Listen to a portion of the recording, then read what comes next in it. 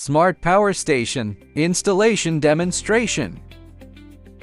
Step 1. Secure the battery to the inverter. Align the battery with the inverter and place them in the designated holes. Tighten and fix it with screws.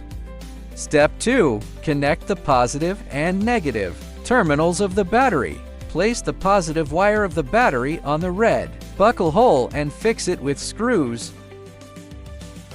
Place the negative wire of the battery on the black buckle hole and secure it with screws. Step 3. Connect the mains power to AC in.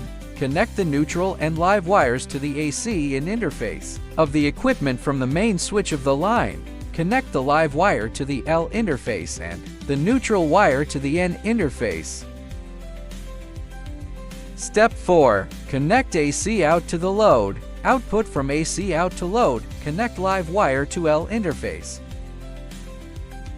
Connect the neutral wire to the N interface. Step 5. Fixed inverter rear cover plate. Use tools to tighten and fix the back cover of the inverter with screws in sequence. Step 6. Turn on power. Turn on the battery switch. Then turn on the inverter switch to complete the installation.